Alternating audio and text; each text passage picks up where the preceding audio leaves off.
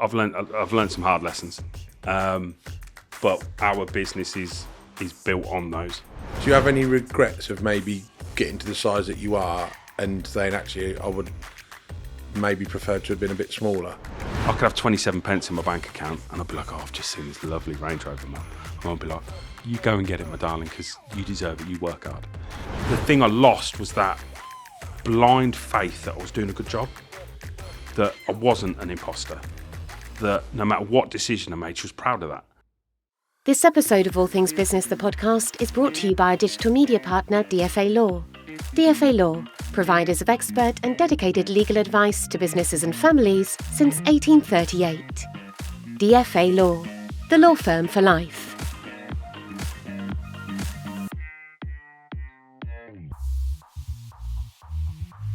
Grant McKenna. Benjamin. No, it's Ben. Okay. I can see how this is going to go. Welcome to the podcast. Thank you very much. So we chatting like a couple of weeks ago, and we realised that you've never been on. No, I think you once described it as you needed to find the right narrative, which was code. That was Ben talk for no. Yeah.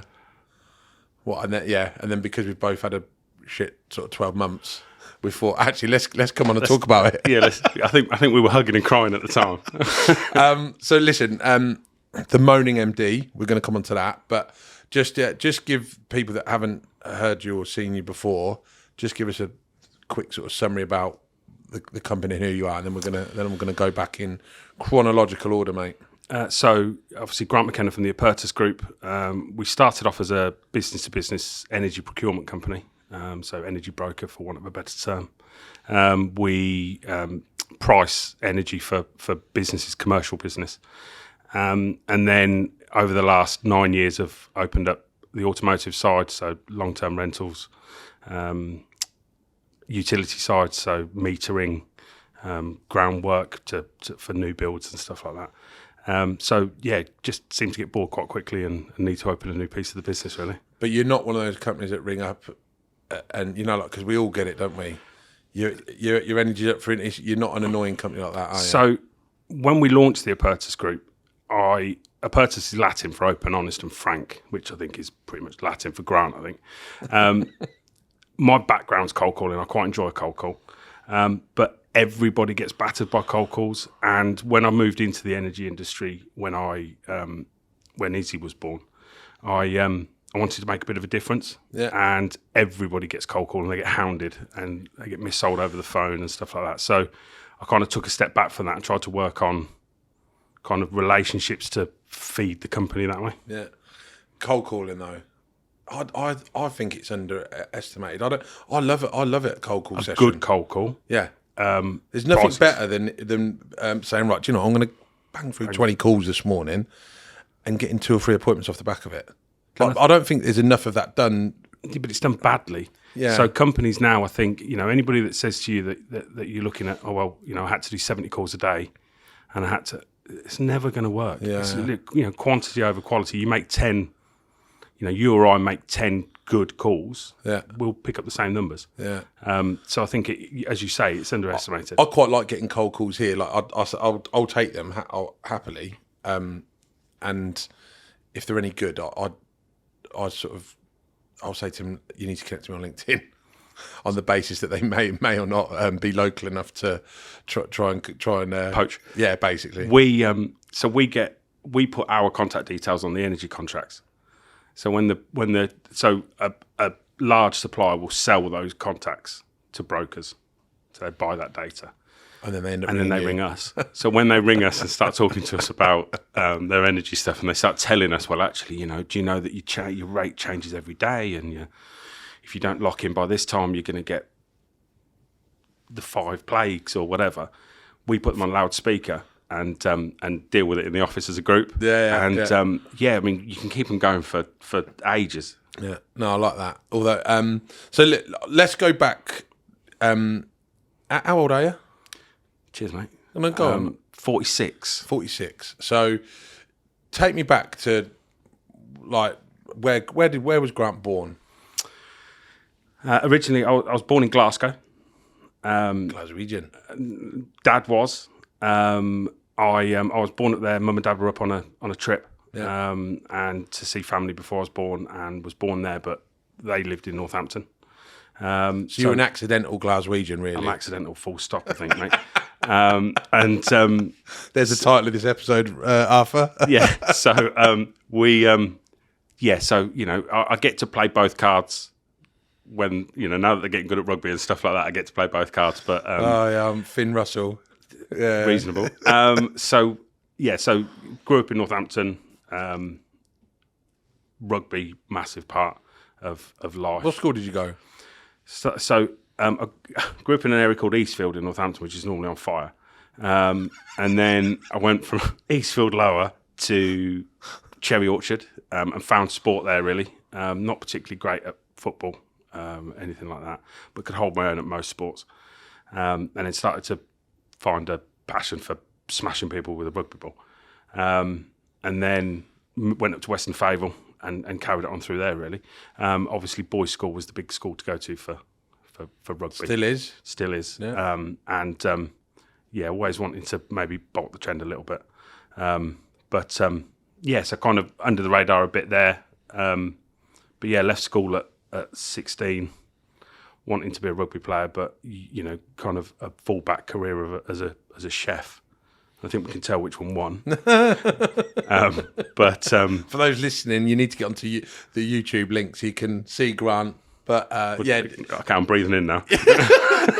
But so chefing, interesting because when I think of quality chefs, they're first of all it's very niche and they're very hard to come by. The hospitality sector locally employs over 60,000 people, and there's a definite shortage regionally and I think probably nationally, but certainly regionally for good quality chefs.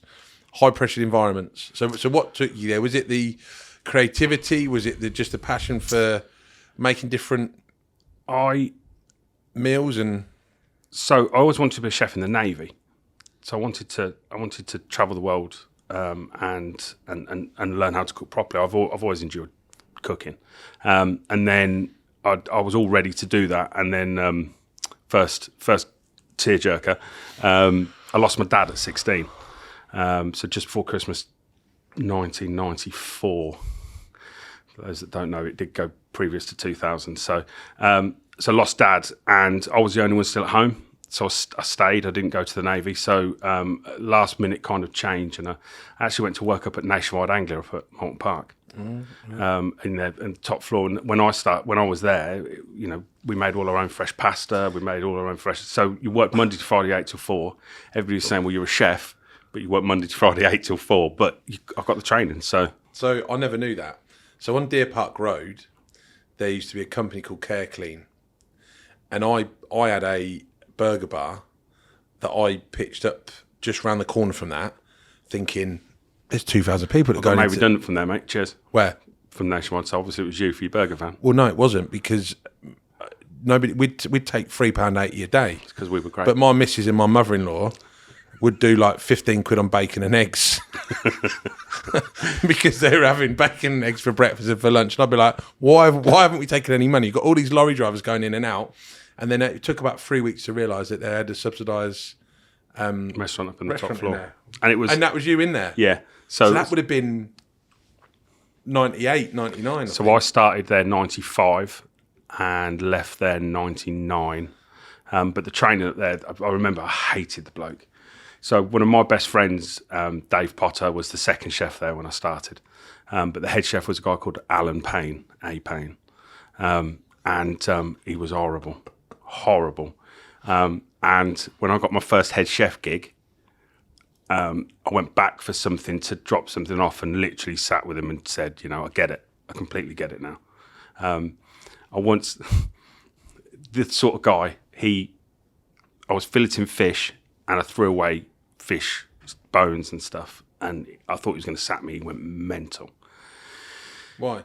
Because you make fish stock and you make the sauces and you make the soups and everything out of the bones and the skins and all the bits that you boil them up, and it's a lovely chat for first thing in the morning. And I threw those away and he went mental. I thought he was going to sack me. He went that mad. About 3 weeks later, I was cleaning the inside of the walk-in freezer, room about the same size as this, And I thought, I know what I'll do to get the ice off. I'll chip it away with a cleaver. And I pierced the side of the freezer. Oh, my God. And I was like, well, that's it, I'm done. So I walked into the office and I was like, Alan, I've pierced the side of the freezer trying to get the ice off. And he was like, yeah, no problem. I'll get it sorted. And I walked out and I was like, that's not the same response. So I've gone back in and said, look, obviously inquisitive, never been shy of questioning people. I said to him, why, last week you nearly sacked me for throwing away fish guts. This week, and he's like, my name's not associated to whether the freezer works or not. My name's associated to the quality of the food you put out. And literally changed my whole opinion of where we were.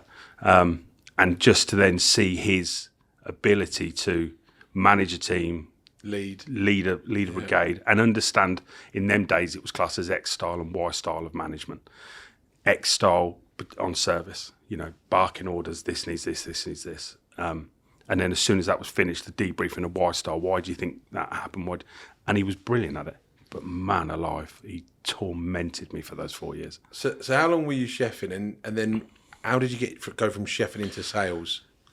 Because we've had this conversation on a number of occasions. Like I back myself in a sales environment, but I also think you're a very good salesperson, and very good salespeople are so hard to find, and you're definitely in that sort of Premier League level, yeah. So going from chefing into sales. So 2008. So I left Nationwide and went to work in Wales in a holiday camp for a year.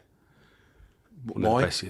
My brother was working in the swimming pool, so I decided to go there and work in Wales for a year. Savage, yeah. So I could do with another couple there because I lost so much weight, because obviously all you do is work and drink. So I'm envisaging that this could be an episode like Only Fools and Horses. Some of the stories. Delboy and Rodney go down to France to scatter on Claubert's ashes, and there's loads of guys walking around with ginger beards because they look like you. Nobody would take a fashion icon for me. Some of the stories are there. Some of the horrendous. Certainly for another episode. So 2008, I was getting married. And I was working a lot of hours, split shifts. I was working away. I used to work as a development chef. So a company would take on a new site, and I'd go to the site for 2 weeks and get their standards up to where we wanted them. So I was away for weeks and weeks on end. And my wife at the time, or soon-to-be wife, was like, you're away all the time. We're just getting married. You should maybe think of a different career. I decided to be a salesman because you got a car.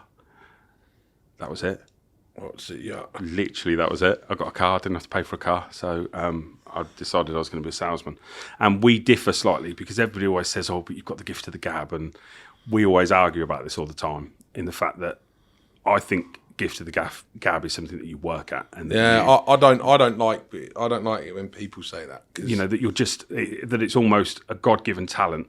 When it comes to being a salesperson, I've already understood where you're going to take the conversation, and I'll have 6 or 7 different answers ready to come, and that takes work. I compare, when you're selling, I think it's a bit like a game of chess. Yeah, you got to be thinking those couple of moves ahead, and that's the difference between a good salesperson and you can and an order taker. You can count on one hand in Northampton. You could build a sales team of 6 people, and I bet you 4 out of those 6 for both of us would be exactly the same people. So you got married. Yeah. How did that go? Well, I stopped doing all the extra hours and realised that the reason we got on so well was because I was doing all the hours. So I think I was still paying for the chocolate fountain when I was going through the divorce. Didn't go well. Don't worry, we don't have to go into that. Lesson learned. Yeah, life experience. And then, so where you got into it and you were good at it. So tell me about how that went. Because were you selling in print to begin with? No, first job was selling hospital cover to bus drivers in their lunch break in a canteen. Oh, mate, savage. If I sat them down, I didn't know that. Honestly, I used to sit in a canteen, which is hard enough for me anyway. So any money we made, I lost. But as soon as the selling to Blakey on the bus, if I sat them down, I sold to them every time, but I couldn't sit them down. So my approach... They're sat down all day, they want to walk around. And I wasn't good enough. I just wasn't good enough. My opening wasn't good enough. So because of that, being an all or nothing kind of bloke, I got a job cold calling because it was the area of the sales process that I was weak at.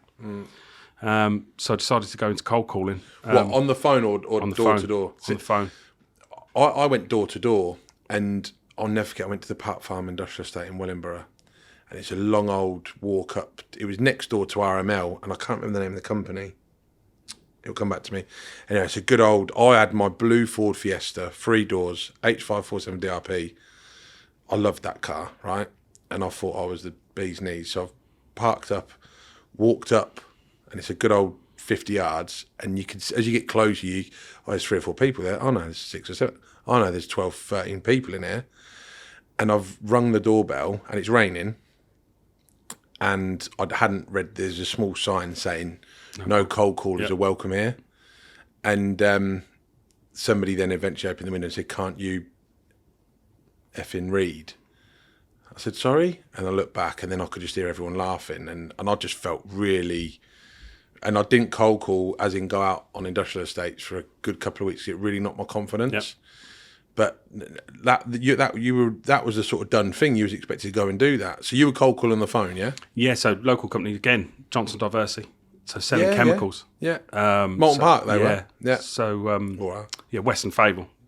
So we basically just rang to make appointments for the salespeople. And, you know, you had a target of 50 calls a day, but for me, there was a daily target of how many appointments to make, and that was kind of what was important. You know, I could make 10 calls and make those kind of 2 appointments, or I could make 30 really good quality calls that I'd researched, gone on the internet, looked at who was, you know, the company. It would have been dialing up then as well, wouldn't it? No, I'm not that old, Ben. That's what, 2007, 2008. Yeah, all right, okay. And 50p in the meter and all that. And I found that against the other people that were in the team, that made the difference. Yeah. So you're ringing people and kind of that, you know, hi, my name's Grant McKenna, I'm calling you from Johnson Diversity, I'm sure you've heard of us. Those little tags, oh, I haven't, then you know which way to take the conversation.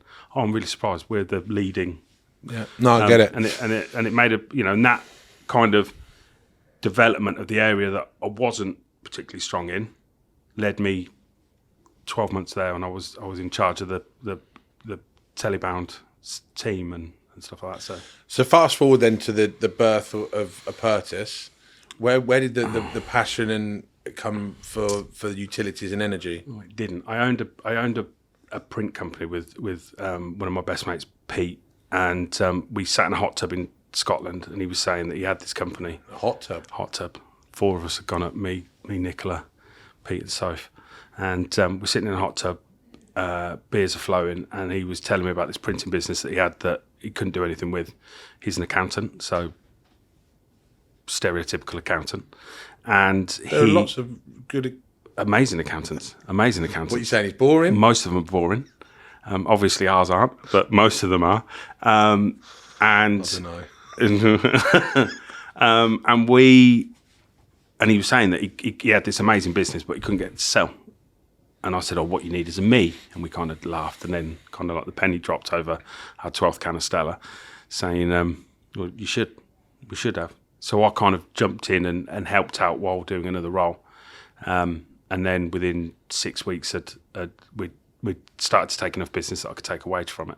So we had your print. So that's really like the passion for owning a business came from, really, because you're in control of your own destiny, would you say? Yeah, and the epitome of everybody says, oh, that owns their own business, oh, I'm unemployable. I think you become unemployable to a degree.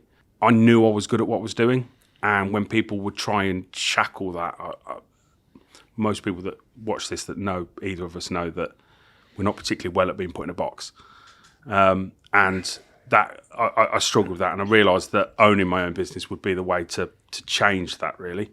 And so you know, your print was born, and we had a good couple of years of it. But every penny we had, as you do in a business when you first start, you put back into the business.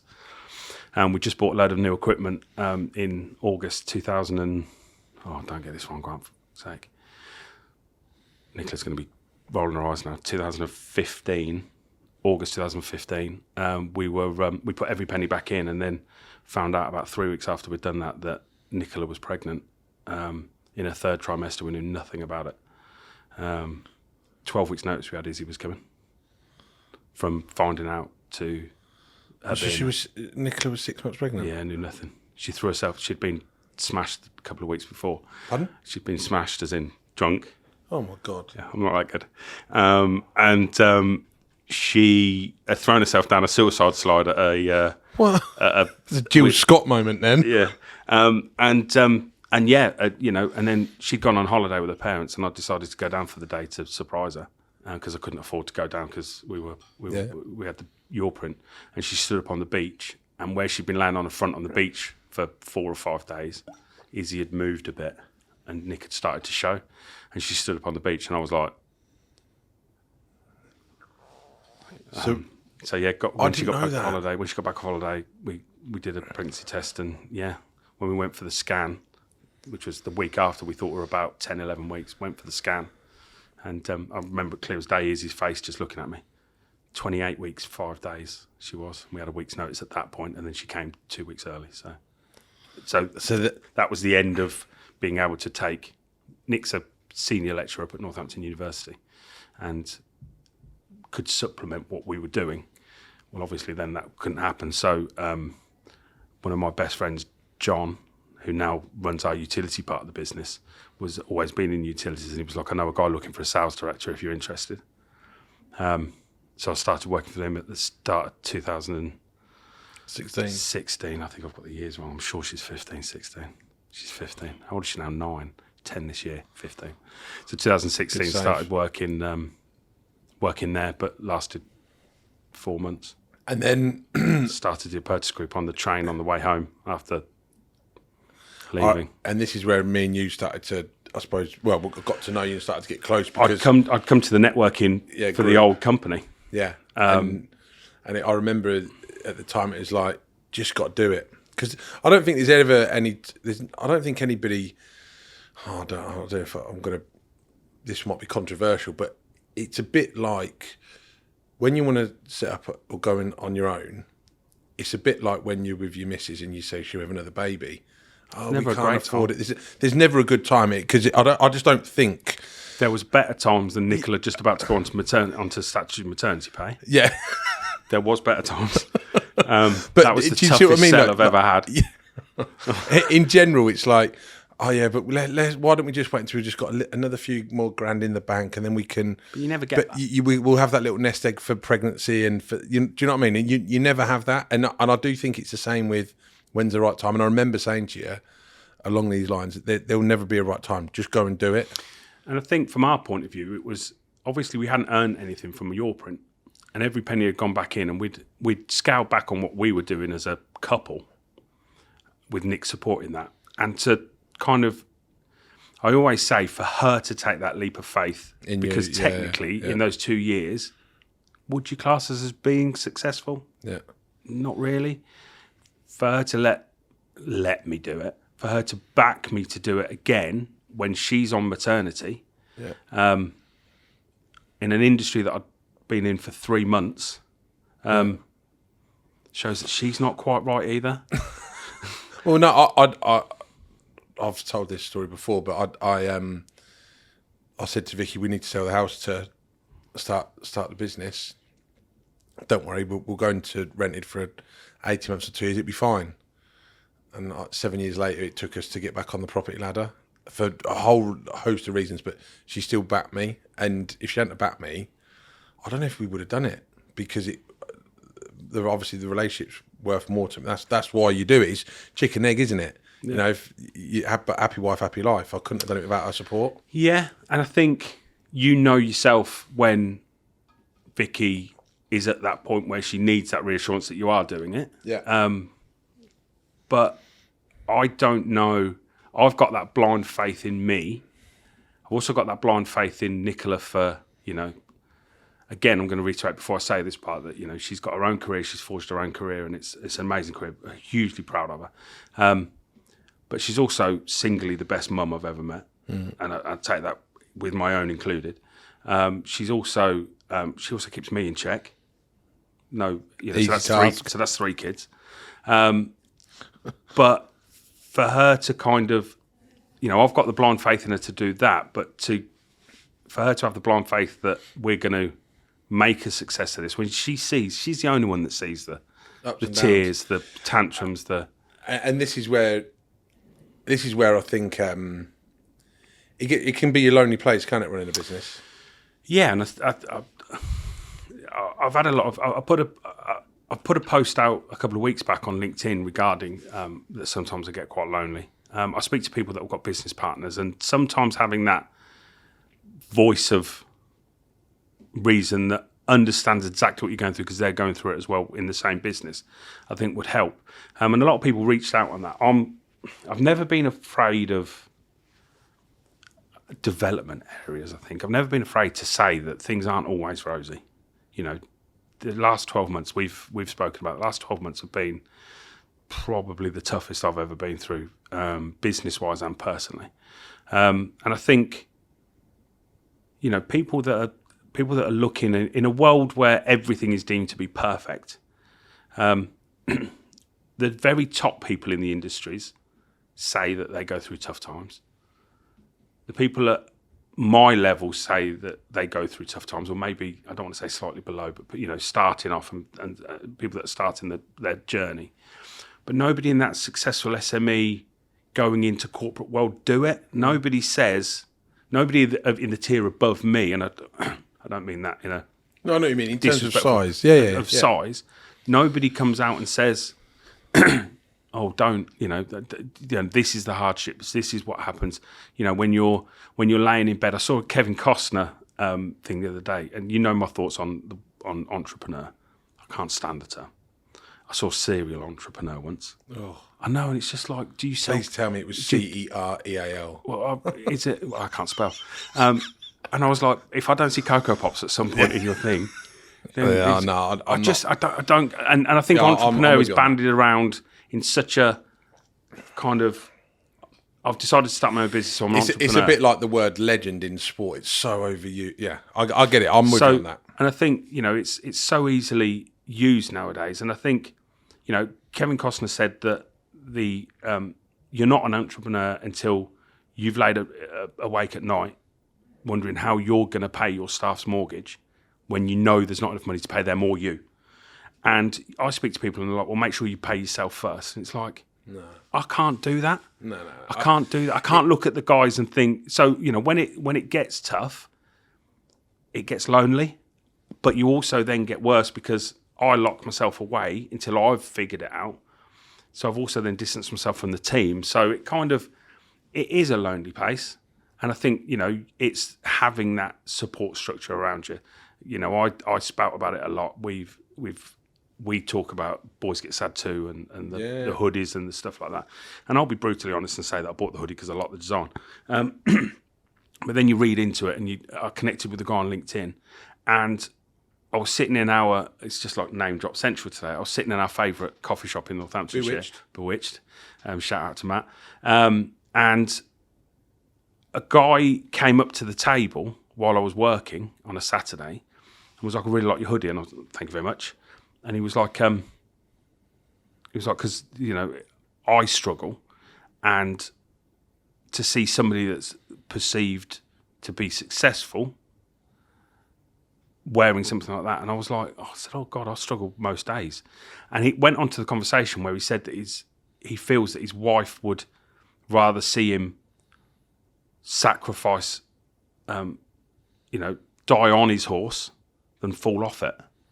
And I just thought, to be in that position where you don't feel at home, because home is you and I have a debrief all the time, and I tell you everything, and I have certain people that I can do that with. But I go home, and when it's been a bad day, and I don't want to talk to anybody, and because I'm me and I've got that face, the second I walk through the door, you can, Nick always says she can tell by the way I put my keys in the door, and she will manage the kids and accordingly. And it's the penny that dropped with me was with the kids. My kids a couple of years ago. Actually, it might have been last year. I think it was Rocco and Bo. It might have been Bo said it, and then Rocco joined in. So they're 13 and 6 now, so 12 and 5 at the time. And it was along the lines of, oh yeah, we always know if you've had a good day or a bad day, Dad. Whereas Vicky obviously always does, but like Nicola, she'll manage the house accordingly. And that was the penny that dropped. And all the times where Vicky has done that, and that's every day for the last however many years, I've sort of took for granted, and I didn't realise. And then it wasn't until last year was the first year that I've ever not gone on holiday and not taken my laptop. Right. And the kids said to me, Dad, we're really proud of you. I said, what? She went, no, you haven't brought your laptop with you. And I was like, oh my God, I don't want my kids thinking that. And I think, but at the same time, and I still don't think that they quite understand this, and that's because they're kids, obviously. And maybe, I think Vicky understands it, but I don't tell her everything because I want to protect her. But like Ellie, if you like, who's an amazing business partner, I couldn't have wish for a better one, but she's almost like my work wife, so to speak. But I also want to protect her from, so I don't want to, but they are also my rocks, along with, other people, of which you're one of them. It's almost like you have to pick and choose what you do and don't tell them, because I don't want them to have any unnecessary stress. But sometimes I'm blinded as to what they're thinking and feeling. So for me, the realisation last year, may have been the start of this year, was Freya, my youngest, who's now 5, first year of school, so she's in reception, and had done a fire awareness thing at school with a fireman, and he taught her how to drop and roll, and there's another part to that now. You don't just drop and roll, you do something else. Obviously, tell how much attention I was paying to it. And I was like, oh, show me, and she wouldn't. And I was like, and I got quite... why wouldn't you show me? Just show Daddy. And I could feel myself starting to be like, why won't you show me? And when she'd gone to bed, I sat with Nick, and I was like, why do you think Freya and Nick chose that moment to be like, you're distant. You're not you're their dad, but you're not their father at the minute. You're not choosing to do the right things. You're not being there at weekends. You're not involved in the day-to-day stuff. You're here, but you're on your phone. Yeah. And I think that, so at that point, I actually got a separate phone. I got my second phone. So, during like 9 to 5, I've got my work phone and my personal phone. But after that, it's just personal. Yeah, I need to change you as something else, because I've got you. I've changed the number. I've changed the picture. Two numbers into the same thing, and then I'm ringing the wrong person, and you don't answer. To be fair, I don't answer either to you. Yeah. But I feel like I've said this to somebody a couple of weeks ago. I have that imposter syndrome in so many ways. One, it's sometimes it's going home after a shit day, but you've got to be Dad, and you don't want your missus to say, it's like, hello, yeah. Sometimes it's if you're having a shit time at home, or you bounce up the stairs here, and you go, all right, team, and because you don't obviously want. Yep. And then sometimes it's even if going into maybe it's a networking event. Oh, hello, how you do? Yeah, things are really good, but inside you're like, actually, I've had a really rough month, and then sometimes you at the end of it, you get into the car and you're like, oh, I can just like. How often do you sit on the drive? Huh? How often do you sit on the drive? Well, I don't now, because the bloody ring bell goes off. So usually one of the kids comes out to greet me, but I might do it at the drive at work. So I quite often. I'll take a long journey home. Yeah, and I think that's the kind of we've spoken at length. I think part of my imposter over the last 12 months has got worse. I lost Mum last May, and I know we'll probably move on to that at some point. But I lost Mum last May, and Mum was when I read her eulogy at the funeral. I've got 3 people in my life for kind of support and advice that I go to. I've got my sister Dawn, who is just like me, but thin. Beard's better than mine, but she's blunt. So Better than you? Not quite, but she's what I need. So I'll be like, oh, I was thinking of this, and she was like, well, that's stupid, isn't it? Don't do that. And I'll be like, okay. I've got Nicola, obviously, who will say exactly the same as Dawn, but say it in a supportive, caring kind of... Fluff it up. And then I have Mum. And I could have 27 pence in my bank account, and I'd be like, oh, I've just seen this lovely Range Rover, Mum. And Mum would be like, you go and get it, my darling, because you deserve it. You work hard. And there was just, no matter what decision I made or what was going through or what position in my life I was in, she was proud of that. And she was proud that I was making my own way, and she was proud that, and it was and I realised, obviously, you miss your mum. And I always think it's quite strange that people think that because you're older, you deal with it differently. Or, you know, I lost dad at 16 and dealt with it not particularly great, but lost mum at 45. And it's devastating. It's still devastating to this, you know. And I think from the thing I lost was that blind faith that I was doing a good job, that I wasn't an imposter, that no matter what decision I made, she was proud of that. And I'm not saying that Nicola's not like that, but Nicola's got a lot more riding on it. She's got a lot more riding on me making the right decisions. And I think that's probably the element over the last 12 months I've struggled with when when the business has suffered with, one thing or another, businesses going out of business and stuff like that, is sometimes I just need to go and have a coffee with somebody that's like, oh, but you're amazing for still being going. You're amazing for it still being open. You're doing such a great job. Your team are lucky to have you, and that sort of thing. And I think, there are elements of that within the team. I employ my best mate, and he is blunt. And that's fantastic from a business point of view, because he can, run me through. And if I'm making a bad decision, he'll pull me to one side and be like, experience would say we should do it this way. And that's amazing. It's amazing to have. We've got Becky, who is horrendously supportive. No matter what you kind of do, she'll be there. But the team will fill in certain aspects of that, but it's not your mum. And no matter how old you get, you still, it's still that level of commitment that we've lost. And I think that has kind of coincided with the year that the company has had as well. Yeah, the only one I could never, I don't have to be an imposter to Vicky because she can finish my sentences, but Dad was my one, exactly that. And it doesn't matter, I could ring him at 1 o'clock in the morning, pissed up on the Welly Road, or 7 o'clock in the morning because he's been up since 4 because he can't sleep and he's watching episodes of Inspector Morse, and I could have a conversation with him. But that's the bit that you never realised that got you to where you are, is that kind of, and I think that's where, being a managing director is lonely, and being in business is tough. And the more you move up through the scale of size and stuff like that, it's ensuring that you're working on the good stuff, promoting the business brand, personal brand, business brand and stuff like that, like things like this. But invariably you're dealing with shit, and that's the thing, is you're employing guys that are amazing at their job, that are better at their job than you were at that level and that age, and that. So you have to take away that you're dealing with the. Knowing what you know now, would you have still set Apertus up? Well, sorry. Would you?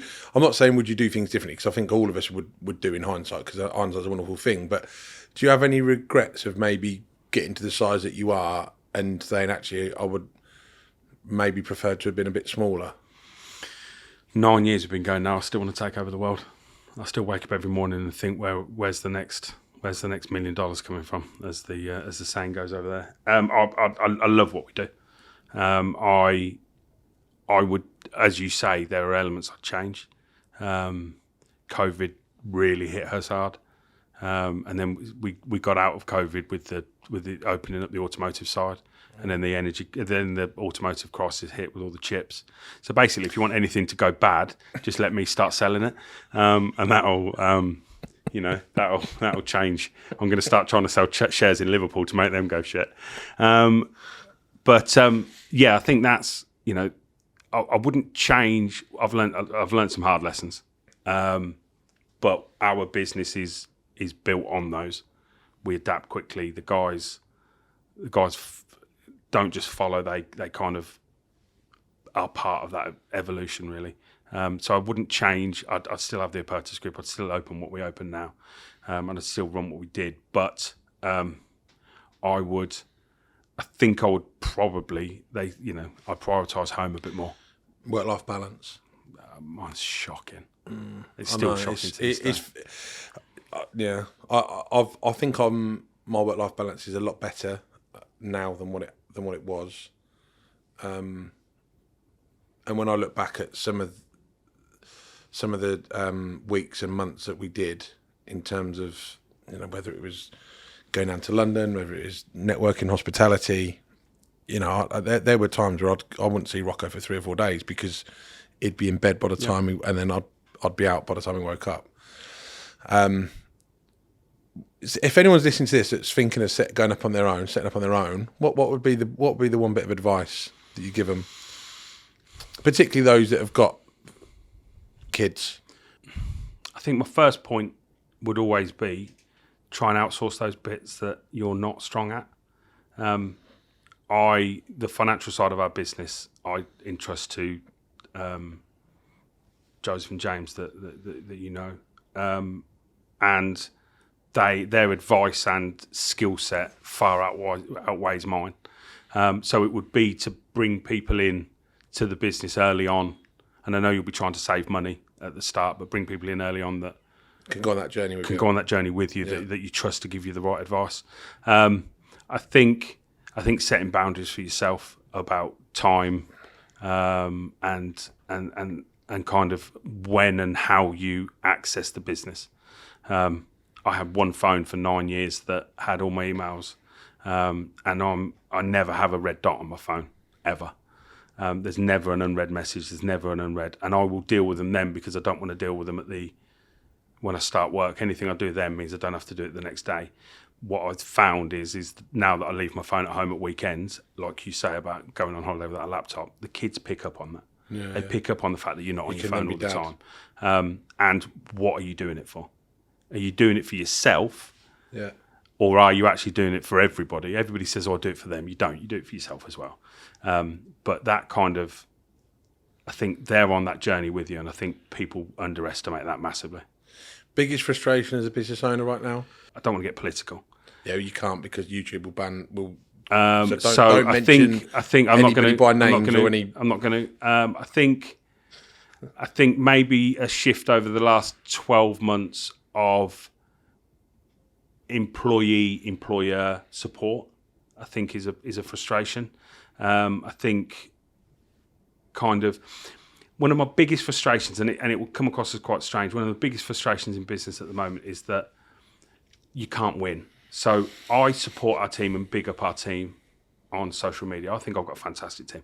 You and I always argue about the best teams and stuff like that. Oh, I've got a best team. Exactly. But, you know, in marketing, I agree with that. So you big up your team, and then somebody will pull you to one side and say, "Oh, you're always bigging up your team. You know, do you think you're building them up too much?" So you're like, "Okay, right, fine." So then Who said that to you? So then you don't build up your team, and then your team are like, and it's like, don't listen to that one person. But then you'll sit there and say, you know, we were at an event a couple of weeks ago. We were there, and I was talking to a gentleman, and the gentleman came over and started talking about cars. And luckily for me, Maddie was in the room, so I kind of called Maddie over, and you could see his whole perception changed immediately because he was talking to Maddie about cars. Because he was really happy to talk to me about what he wanted and what he was looking for. And then it almost was like, well, why am I talking? And you can pick up that it was because she's female. And we've had this a few times with Maddie at networking and stuff like that. You know, nobody ever changes their perception when I bring John into the conversation. But you bring in a 20-year-old female, and then she starts talking about cars to him and blows him out the water. Yeah. And I think that, you know, that perception, that's annoying in business because I deem that she's skilled enough to excel in that role. Yeah. Because she is skilled enough to excel. Yeah. And then people just assume that because she's female and young that she's not going to be able to. And I think that's a generational thing as well, though, isn't it? I mean, I bet you I could probably describe who those individuals were. So the one at networking when the gentleman, because I did a post about some guy that had said to her, you know, females in cars, that doesn't work. He was ages with her. And I don't know if it was him trying to impress her or, you know, is today's youth I'm so old. Is it that, you know, if you kind of knock them down a bit, it's infuriating. But, you know, I look at the guys we've got in the business, knowledge-wise. Yeah. You know, John outstrips me on energy and utilities. He's a knowledgeable guy. Yeah, tenfold. I get that, yeah. You know, Maddie on cars, she'll pull me up on stuff. Yeah. And She told me some of the features on my car that I didn't even know I had. heated I've cup had holder. it for over She a loves year. a heated cup holder. She loves a heated cup holder. Just mad. Listen, we're coming to the end of this episode. But before we do, I would like you to tell me dinner guests. Okay. You're going for dinner Saturday night. You got 4 guests, past or present. Who do you invite? I'm not going to say mum because I don't want to cry. I'm going to say mum. I think just the massive space that she's left. I think, and she'd feel as though it was dead posh. Bless her. So I'd take mum. I would take a guy. My first boss in sales was a guy called Andy Finnegan, and I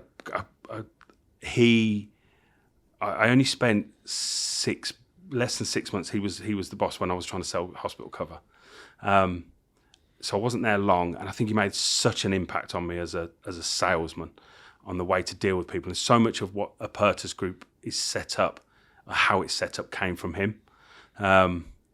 So Andy would get a nod. I've got a newfound love for a very good friend of yours. I went out and had a beer with a good mate of yours a couple of weeks ago, and lost him quite early. Bless him. I'll bring Razor. Honestly, my mum would adore him. Absolutely adore him. Just because I think the newfound respect for. We sat in a pub together. It was just the 2 of us in the end, and you can have a really honest and frank conversation with Neil, and then somebody will come over because he's recognisable and he's, somebody will come over and he immediately switches to Razor, but it's never too much. Yeah. It's never too much. He always gives them exactly what they need, whether it's a photo, whether it's a conversation about football, and then immediately swaps back into just having that conversation about Neil again. And I think that very few people see that in him. But that was kind of the new side. And I'd have Jeremy Clarkson. Jeremy Clarkson. Obviously, the car conversation. I love Clarkson's farm. So this is going to come out after the new episode, but I heard this morning on TalkSport driving in. I think I'm right on this. Him and Caleb are breeding gay cows.